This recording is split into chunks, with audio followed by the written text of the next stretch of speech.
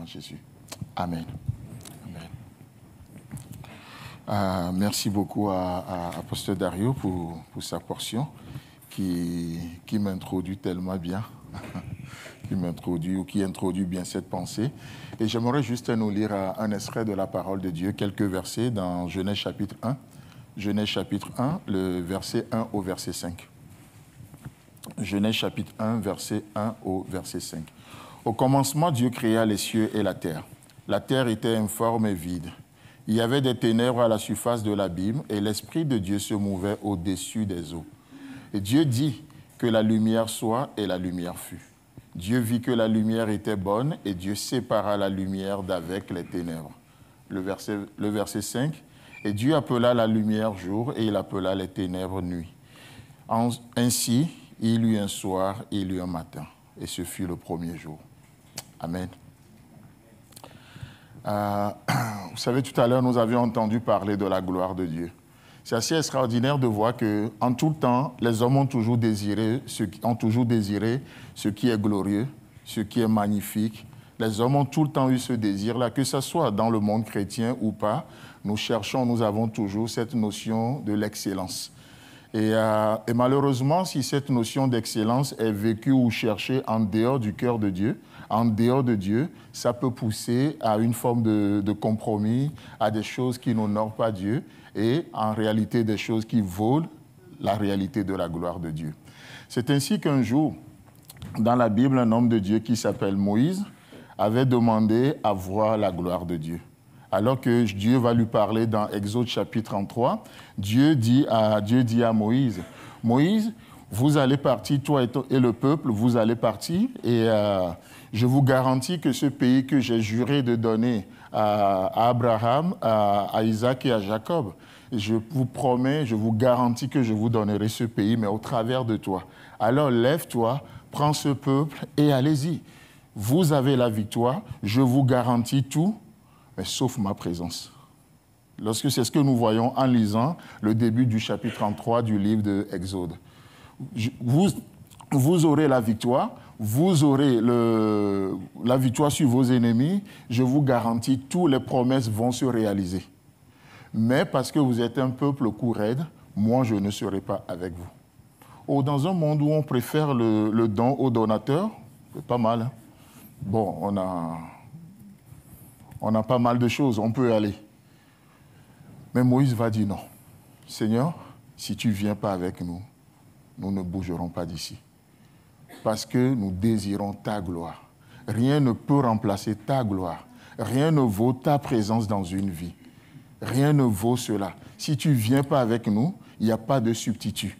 Il n'y aura pas de substitut à ton substitut dans nos vies. Pas de substitut. Et ils ont toujours voulu, Moïse s'est accroché à Dieu. À un moment donné, qu'est-ce que Dieu va dire à Moïse? Au verset 23, Dieu va dire à Moïse, « Moïse, il n'y a personne qui peut me voir et vivre. Donc, qu'est-ce que je vais faire? Je vais te placer dans le creux de rocher et je ferai passer ma gloire devant toi. Et quand je vais passer devant toi, je te ferai voir mon derrière. Tu ne me verras pas derrière. » C'est extraordinaire. Et qu'est-ce que Dieu veut dire en disant à Moïse, je te ferai voir, tu ne me verras pas derrière? Dieu est en train de dire à Moïse, je vais te montrer mon histoire. C'est ce qu'il voulait dire. Il ne veut pas lui dire son dos ou son derrière, mais je te ferai voir mon histoire. Je te ferai voir, je vais te montrer ce qui était au commencement. Je te montrerai en réalité ma personne. Je te montrerai vraiment qui je suis. Le commencement de toutes choses. Je vais te montrer l'origine des choses. Et vous savez, et Dieu va amener Moïse à comprendre ces choses. On le sait, le livre de Genèse n'est pas le premier livre de la Bible. D'après pas mal les érudits de la parole de Dieu, on pense que le livre de Job, c'est le plus ancien livre, c'est le premier livre de la Bible. Donc, quand Dieu créait l'univers, il n'y avait pas un secrétaire qui était là, qui prenait des notes. Donc, mais Dieu va faire voir son histoire à Moïse. C'est ainsi que, si vous le croyez aussi comme moi, que Moïse est l'auteur du Pentateuque, alors c'est Dieu, en ramenant Moïse dans l'histoire, c'est ainsi que Moïse va écrire le livre de la Genèse. C'est ce que Dieu lui dit. Je te ferai voir mon histoire. Je te ferai voir mon derrière. Je vais te remonter à l'origine des choses. En d'autres termes, je vais te montrer Dieu. C'est pour ça que le premier verset nous dit « Au commencement, Dieu ».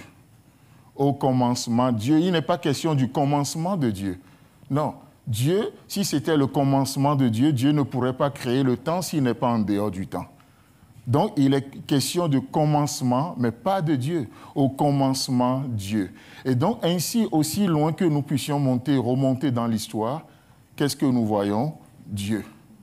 Au-delà de toute chose, même dans nos vies personnelles, au-delà de ce qui nous arrive, au-delà de ce que nous traversons, peu importe le moyen, peu importe le fer qui a aiguisé le fer, aussi loin que nous pouvons remonter l'histoire, nous sommes appelés à voir Dieu.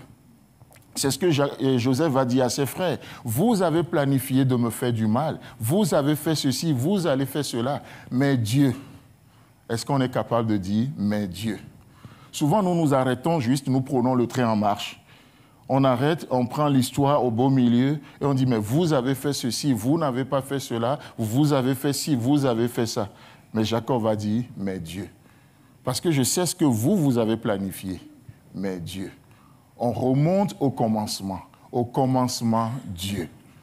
Au commencement Dieu. Et Dieu veut être au commencement l'origine de toute chose. Aussi loin que je peux remonter dans ma vie, Dieu veut être vu. Dieu veut que je le voie. C'est la seule manière pour nous d'être délivrés de l'amertume. C'est la seule manière pour nous d'accéder à la guérison que Dieu veut nous donner par la puissance de son Esprit Saint. Au commencement, Dieu. Mais combien je m'arrête en chemin et je vois quelqu'un, je vois un être humain, je vois une institution, je vois un système, je vois tellement de choses. Mais Dieu dit au commencement. Remonte l'histoire encore. Remonte encore. Qui a permis ça? Qui a fait ça? On remonte encore. On remonte et on remonte. Et la finalité, c'est Dieu. C'est pour ça que l'auteur de ce psaume, psaume 90, le verset 2, l'auteur nous dira « Avant que les montagnes fussent nées, et que tu eusses créé la terre et le monde, d'éternité en éternité, tu es Dieu. D'éternité en éternité, tu es Dieu. Au commencement. Dieu veut nous amener au commencement en toutes choses. Parce que lorsque nous prenons le train en marche, nous ne voyons pas l'origine des choses. Lorsque nous prenons le train en marche, nous pouvons trouver des boucs émissaires. Lorsque nous prenons le train en marche, nous pouvons voir tellement de failles dans les choses. Des choses qui peuvent même révolter. Mais au commencement. Et Dieu dit à Moïse, « Moïse, je vais te montrer ma gloire. Moïse, je vais te montrer mon histoire. Je vais te montrer mon histoire. Je vais te montrer où tout a commencé. Je vais te montrer Dieu. » C'est ce que tu demandes. Tu ne peux pas séparer la gloire de Dieu de Dieu. Dieu est glorieux. Dieu est glorieux.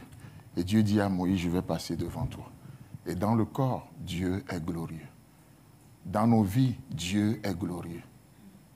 Lorsque nous remontons les choses, peut-être vous vivez dans une blessure. On remonte l'histoire au commencement. Dieu. Et si au commencement c'est Dieu, la Bible nous dit, il est celui qui fait la plaie, il est celui qui la bande également. Et si nous sommes conscients que c'est lui qui fait la plaie, et il n'y a que lui qui peut la bander, mais combien parfois, parce qu'on est blessé ou parce qu'il y a cette blessure, on s'éloigne de Dieu, au lieu que la plaie soit guérie, elle s'infecte. Il est celui qui fait la plaie, peu importe le moyen. Peu importe l'homme ou la femme qui a été utilisé, peu importe celui qui a été infidèle, peu importe celui par qui l'ennemi est passé. J'aimerais remonter l'histoire encore plus loin. Je refuse qu'un homme soit le commencement de ma vie. Je refuse qu'une église soit le commencement de ma vie. Je refuse qu'un être humain faible soit le commencement de ma vie. Il est l'alpha, il est l'oméga, le commencement et la fin. Au commencement, Dieu. C'est le seul moyen par lequel nous pouvons être guéris. C'est le seul moyen par lequel nous pouvons obtenir la délivrance dans nos vies. C'est le seul moyen, juste voir Dieu dans les choses. Combien de fois, malheureusement, je n'ai pas fait d'un homme un alpha dans ma vie. Malheureusement, j'ai fait des hommes, des oméga dans ma vie. Et Dieu dit non, remonte l'histoire. Remonte, il y a plus que ça. Viens à moi, viens à moi. Venez à moi, vous tous qui êtes fatigués et chargés. Je vous donnerai du repos. Au commencement, Dieu. Au commencement. La terre, le verset 2 nous dit, au commencement, Dieu créa les cieux et la terre. La terre était informe et vide. Il y avait des ténèbres à la surface de l'abîme et l'Esprit de Dieu se mouvait au-dessus des eaux. Un très beau verset, n'est-ce pas? Qui montre, d'ailleurs, quand il est dit la terre était informe et vide, cela parle d'un chaos qui était là. Un chaos qui était là. Ce chaos existe encore aujourd'hui. Nous sommes dans un monde chaotique. Nous pouvons avoir des relations chaotiques. La preuve, c'est que nous-mêmes, nous sommes des chaos. Ce n'est pas souvent la faute des autres. Nous sommes des chaos. Comme l'a si bien exprimé quelqu'un, il dit « L'Église était parfaite jusqu'au jour où j'étais rentré dedans. » Parce que je suis un chaos. Parce que je suis un chaos. Ce n'est pas la faute à l'autre. L'Église était parfaite jusqu'au jour où j'étais rentré dedans. La terre était informe et vide. Vous allez me dire, ouais, mais nous, on est des chrétiens. Oui, la terre était informe et vide, mais l'Esprit de Dieu se mouvait au-dessus des eaux. Mais ça n'a pas changé la forme de la terre. Oui, j'ai le Saint-Esprit en moi. Oui, je suis régénéré. Mais je ne suis pas transformé. Le chaos n'est pas si transformé que ça. Oui, j'aurai une éternité avec Dieu. Oui, je vais passer l'éternité avec lui. Je suis régénéré. Mais je ne suis pas transformé là. Le chaos est là. Nous sommes sur la terre. Le chaos est là. La terre était informe et vide. Peu importe comment je me suis bien habillé ce matin, c'est un chaos habillé. Peu importe le maquillage, c'est un chaos maquillé. Et Dieu le sait. Ton épouse le sait. Ta femme, ton mari le sait. Tes enfants le savent. On sait que nous sommes des chaos. Mais on est dans un monde de Photoshop. Nous ne postons jamais nos photos bizarres. Les photos, on voit bien les bons angles, ceci, il y a plus d'éclairage. On sélectionne nos photos. Et on fait croire à tout le monde que tout va bien, qu'on n'est pas un chaos. Et on ment aux gens sur les réseaux sociaux. Peu importe le nombre de likes qu'on peut avoir, on sait qu'on est chaos. Parce qu'on est dans un monde chaotique. L'Esprit de Dieu se mouvait au-dessus des eaux. Chrétiens ou pas, on n'est pas épargnés, on est confrontés aux mêmes réalités. On n'est pas des extraterrestres, on n'a pas une vie à part. Le chrétien paie son loyer comme le païen doit le payer aussi. Le chrétien a ses factures comme le païen aussi là. Voilà, on est dans le même monde. Mais ce qui est extraordinaire, dans ce verset 2, il est dit, la terre était informe et vide et les ténèbres, il y avait des ténèbres à la surface de l'abîme et l'Esprit de Dieu se mouvait au-dessus des eaux. J'aimerais juste attirer notre attention sur ce verbe, se mouvoir. C'est ce qui va faire toute la différence. Se mouvoir. Et en hébreu, c'est le mot rachaf, R-A-C-H-A-P-H. Et ça donne l'idée d'une poule qui est assise sur un œuf. Voilà l'idée que ce verbe donne. Une poule assise sur son œuf. Cela signifie couver pour éclore. Couver pour éclore. Et c'est ça la bonne nouvelle. C'est ça la bonne nouvelle de ce matin. Dieu qui s'assoit sur le chaos. Dieu qui s'assoit sur mon chaos. Dieu qui s'assoit sur notre chaos. La religion nous a fait croire longtemps que Dieu n'est intéressé que des situations. Il n'est intéressé que par des situations parfaites. Dieu est intéressé par le chaos. Et il s'assoit sur le chaos. Vous savez, la vie chrétienne ne dépend pas de la perfection du serviteur, mais de la sainteté du maître. C'est lui. C'est pour ça que nous parlons de la vie chrétienne. En d'autres termes, la vie du Christ. Ça ne dépend pas de ma perfection. Ça ne dépend pas de notre perfection, mais ça dépend de lui. C'est pour ça que c'est sa vie à lui. Et Dieu s'assoit sur le chaos. Pensez un peu à ça. Oh, combien j'ai peur de mes chaos. Combien j'ai peur de mes moments chaotiques. Combien les relations chaotiques m'agacent, si vous me mettez l'expression. Mais je découvre que Dieu s'assoit sur le chaos. Dieu s'assoit sur le chaos. Vous savez, le fait que Dieu s'assoie sur le chaos, le fait que Dieu s'assoie sur nos vies, que Dieu s'assoie sur nos relations, que Dieu s'assoie sur l'Église, ça prouve qu'il y a quelque chose dedans. Ça prouve qu'il y a une vie dedans. La poule qui s'assoit sur l'œuf, c'est pas le but. Le but de la poule n'est pas de casser juste l'œuf, c'est pour faire éclore quelque chose. Il y a une vie, il y a une gerbe dedans. Et parfois, la couvaison prend du temps, on va en venir tout à l'heure. Mais Dieu s'assoit parce qu'il y a quelque chose dans le chaos. Christ en nous, l'espérance de la gloire. Alors on a besoin de cette couvaison, que Dieu s'assoie sur nous. L'autorité de Dieu sur nos vies, la couverture de Dieu sur nos pensées. Christ en nous, mais nous avons besoin de la couvaison. Nous sommes régénérés, oui, mais nous avons besoin de cette couvaison pour une transformation, pour que l'œuf éclore, pour que le poussin puisse sortir, pour qu'une nouvelle génération de poules commence. Dieu est un Dieu de génération. Il se présente à nous comme étant le Dieu d'Abraham, d'Isaac et de Jacob, soit 3 générations successives. Notre Dieu ne veut pas juste que ça s'arrête à nous, il veut que la vie continue. Alors qu'est-ce qu'il fait? Il s'assoit sur le chaos. Et quand je découvre ça, je réalise que je n'ai pas besoin de mentir à Dieu. Quand je découvre que Dieu n'est pas intéressé que par des situations parfaites, alors ce matin, je peux venir, je dis, Seigneur, tu vois ce chaos, tu vois tel domaine de ma vie, c'est un chaos. Couvre-le, s'il te plaît. Seigneur, tu vois mon mariage, c'est un chaos. Couvre-le, s'il te plaît. Seigneur, tu vois mes enfants, j'ai parlé. Je t'en supplie, couvre ces enfants. Seigneur, tu vois l'Église, couvre-la. Seigneur, tu vois telle relation, couvre-la. Couvre-la. Et Dieu est intéressé par ces situations-là.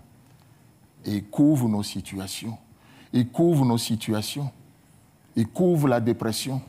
Il couvre l'esprit de suicide. Il couvre ce mariage. Il couvre nos enfants. Il couvre nos finances. Il couvre tout. C'est le Dieu de couvaison.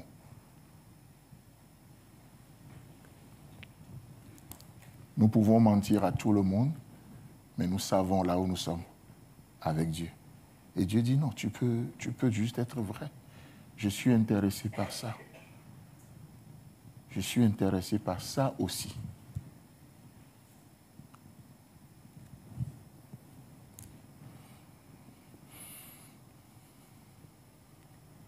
Et vous savez, peut-être dans nos familles, il y a toujours ce chaos, mais la seule raison pour laquelle nous sommes sauvés, c'est que Dieu s'assoit sur le chaos. Je ne suis pas sauvé Dans ma famille, il y a plein d'autres personnes qui sont beaux, qui ont plus de moyens, qui ont ceci, mais malheureusement, ils ne sont pas sauvés. Mais si je suis sauvé dans ma famille, c'est juste parce qu'un jour, Dieu s'est assis sur ce chaos.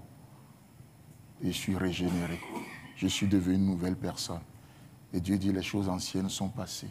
Toutes choses sont devenues maintenant nouvelles. Tu es une nouvelle créature. Tu as maintenant une vie avec moi. C'est juste ça. Pas parce que je suis meilleur que quelqu'un. Souvent, nous sommes dans cet esprit de compétition, pensant qu'on est mieux que quelqu'un. Élie rapidement le découvre, alors qu'il a fait l'exploit en tuant les prophètes de Baal, en faisant ceci, en faisant cela. Rapidement, ce chaos va le rattraper. Et qu'est-ce qu'il va déclarer? Je ne suis pas meilleur que mes pères. Seigneur, tue-moi. Donc, tu pensais que tu l'étais? Non, c'est juste parce que Dieu s'est assis sur ce chaos. Effectivement, tu n'étais pas meilleur que tes pères. C'est juste Dieu assis sur ce chaos. Et nous sommes sauvés. Nous sommes nés de nouveau. Qu'as-tu et tu n'es reçu? Et si tu l'as reçu, comment? Pourquoi te comportes-tu comme si tu ne l'avais pas reçu? Nous dit la Bible, n'est-ce pas? C'est juste Dieu qui s'assoit sur nos chaos. Mais lorsque nous ne comprenons pas cette pensée, alors on veut arranger le chaos, on veut refaire les choses et on veut venir présenter ça à Dieu. Dieu dit non, tu ne peux pas. Tu ne peux pas. Amène ces choses telles qu'elles sont. C'est moi qui peux les changer. Tu ne peux pas. Oh, combien on n'a pas fait d'efforts, combien de choses on a... Et Dieu dit non, amène-le-moi. Amène-le-moi. Alors que Jésus était sur le mont de la transfiguration avec ses disciples, et c'était tellement merveilleux de voir la gloire de Dieu sur cette montagne, tellement merveilleux que Pierre va dire à Jésus, « Jésus, si tu le permets, je vais faire 3 tentes. » Et puis Jésus lui dit, « Mais toi, pécheur, bon, à la rigueur, que Paul me fasse une tente, je comprends, puisqu'il est faiseur de tentes. Vous imaginez habiter dans les tentes faites par Pierre? Et Jésus dit, « Ah non, Pierre, on va descendre, c'est mieux. Il n'y a pas d'assurance qui peut prendre ta tente là en charge. » Donc on descend. Et pendant que Pierre est en train de parler de l'histoire de ces 3 tentes, Élie est parti, Moïse est parti, il ne restait que Jésus. Et il s'est retrouvé là avec ses tentes. Ils sont obligés de descendre et pendant qu'ils sont descendus dans la vallée, il y avait un père dont le fils était possédé. Et il amène aux disciples de Jésus, qu'ils ont essayé en vain de le délivrer, de le guérir. Et là, Jésus descend et il va parler. Il va demander d'ailleurs aux disciples, mais qu'est-ce qui se passe? Le Père n'a même pas attendu que les disciples répondent, parce qu'ils peuvent essayer de donner une réponse religieusement correcte. Et tout de suite, le Père prend la parole. « Oh, c'est mon fils, il est possédé. » Et il commence par raconter les choses. Il a amené ce chaos devant Jésus. Et Jésus décide de couver ce chaos. Après, les disciples disent, « Mais comment nous, on n'a pas pu faire ça? » Jésus va leur montrer comment se fait la couvaison. S'asseoir sur le chaos. Pas besoin de juger, pas besoin de condamner. Non, juste s'asseoir sur le chaos. Parfois, juste on a besoin de quelqu'un qui peut juste pleurer avec nous. Et puis après, voilà. Il n'a rien dit de plus, mais voilà, on a pleuré ensemble. Un bon partenaire de pleurs. Je ne sais pas si ça existe. C'est tout. Et on est soulagé. Une manière simple de couver. Et Dieu s'assoit sur le chaos. Et il s'est assis sur ce chaos-là. Et l'enfant était délivré. L'enfant était guéri. Et ce qui est extraordinaire, lorsque Jésus va entendre le Père parler, presque on dirait l'enfant était un peu à distance, en tout cas en comparant les Écritures. Et qu'est-ce que le Père va dire? Plutôt Jésus va dire au Père, amenez-le-moi. Amenez-moi cet enfant. Amenez-moi ce chaos. Amenez-moi cette dépression. Amenez-moi cet esprit de suicide. Amenez-moi ce manque. Amenez-moi telle chose. Amenez-moi cette fatigue. Amenez-moi ça. Amenez-moi ci. Amenez-le-moi. Et le Père va amener l'enfant à Jésus. Et ça, c'est notre part. Par la foi d'amener les choses simplement. Nous n'avons pas le pouvoir de les changer. Nous n'avons pas la puissance de les transformer. La force que nous avons, c'est juste de prendre les choses et de dire, Jésus, voici mon chaos. Et peut-être ce matin, des gens vont devoir prendre leur mariage. Ils vont dire, Jésus, le voici. Et Jésus dit, d'accord, je vais m'asseoir dessus. Longtemps, j'ai fait semblant. Mais Jésus, le voici. Jésus, je prends mon enfant, le voici. Assois-toi dessus. Et Jésus couvre cet enfant. Jésus, voici cette pensée que j'ai entretenue longtemps. Je te l'amène. Et il s'assoit dessus. Il s'assoit dessus. Et la suite du verset, le verset 3 nous dit, et Dieu dit. Vous savez, c'est assez intéressant de considérer les dits de Dieu.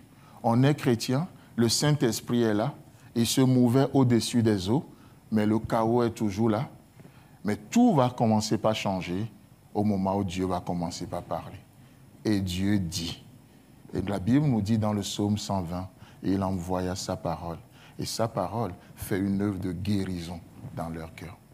Voilà comment Dieu couvre au travers de la prédication de sa parole. comme on le disait dans le culte de jeudi. Et si la trompette rend un son confus, qui se préparera pour la bataille? Et Dieu nous a donné des hommes affûtés, des hommes de l'Écriture, qui savent rendre le son clair, le plus clair possible. Et c'est des dons. Et c'est des dons pour l'Église. Et ils sont là pour que le son soit le plus clair possible. Dans nos confusions, un son clair. Parce que nous sommes dans une bataille. Et chacun se prépare. Chacun peut se préparer.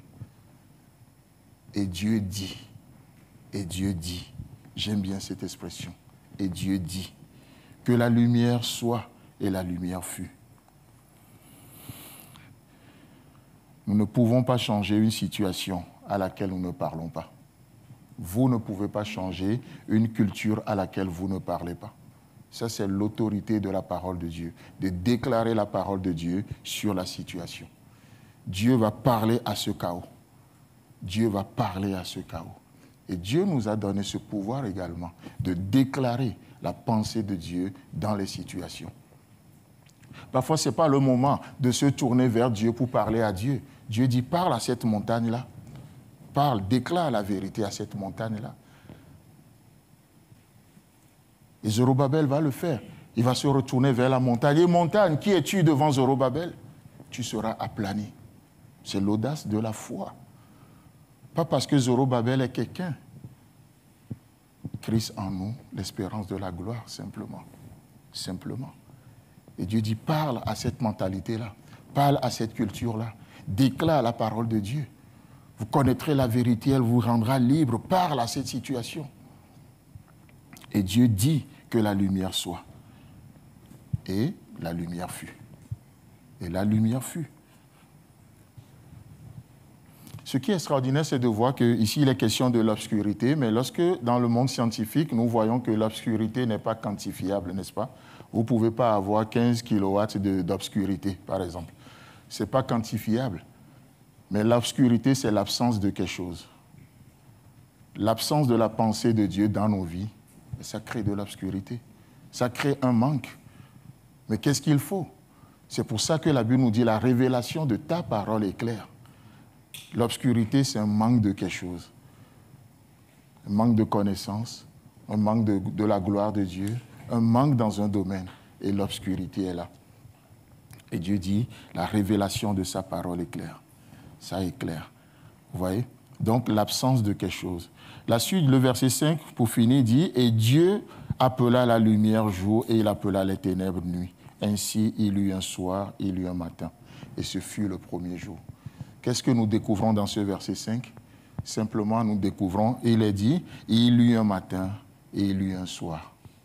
Il y eut un soir et il y eut un matin. Vous voyez comment je mélange même la pensée? Parce que naturellement, il y eut un matin, il y eut un soir. Mais Dieu dit non, il y eut un soir et il y eut un matin. Le matin qui commence dans l'obscurité. Ou peut-être il n'y a pas de lumière, mais le jour a commencé. Une fois, je crois, j'avais parlé de ça ici, un temps, je parlais avec quelqu'un sur WhatsApp, et il m'envoie un message à 23h, c'est quand, je ne sais plus quelle minute précisément, le temps pour moi de répondre, et je vois, dans son message, il est écrit, WhatsApp dit hier, et dans ma réponse, c'est aujourd'hui. Je dis, c'est pas vrai. Je sors, je regarde, mais il fait encore nuit. L'obscurité est là. Mais vous savez quoi? Le matin commence toujours dans l'obscurité. C'est là notre pas de foi. Seigneur, je ne vois pas de lumière, je crois que c'est un nouveau jour. Voici le jour que tu as fait. Et il sera pour moi un sujet d'allégresse. Oh, je ne vois pas encore la lumière, mais c'est un nouveau jour. Et il y eut un soir, et il y eut un matin. Il y eut un soir, et il y eut un matin. Et à chaque fois que Dieu agit, chaque fois que Dieu a parlé, les 6 jours de la création, c'est pareil. C'est pareil, au verset 5, toujours dans Genèse chapitre 1, au verset 5, il est dit, et il y eut un soir, et il y eut un matin. Et ce fut le premier jour. Le verset 8, et Dieu appela l'étendue ciel, ainsi il y eut un soir, et il y eut un matin. Et ce fut le second jour. Le verset 13, ainsi il y eut un soir, et il y eut un matin. Et ce fut le troisième jour. Le verset 19, ainsi il y eut un soir, et il y eut un matin. Et ce fut le quatrième jour. Le verset 23, ainsi il y eut un soir et il y eut un matin. Et ce fut le 5e jour. le verset 31. Dieu vit que tout ce qu'il avait fait, Dieu vit tout ce qu'il avait fait, et voici, cela était très bon. Il eut un soir et il eut un matin. Toujours le soir et le matin. Le nouveau jour qui commence toujours dans l'obscurité. Alors, frères et sœurs en Christ, peut-être que vous êtes encore dans le soir, mais je crois que c'est le matin qui commence. Peut-être qu'il n'y a pas encore de lumière, mais c'est un nouveau jour. C'est un nouveau jour. C'est un nouveau jour qui commence. Ne laissez pas l'obscurité vous tromper. Ne laissons pas l'obscurité nous tromper. Il n'y a pas encore de lumière, mais c'est un nouveau jour qui a commencé. C'est une nouvelle saison qui a commencé. Amen. Alors ce matin, qu'est-ce que nous faisons?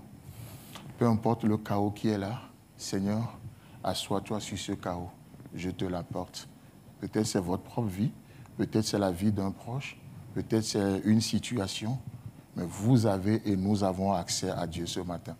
Approchons-nous avec assurance auprès du trône de la grâce, alors que nous allons simplement prier ce matin.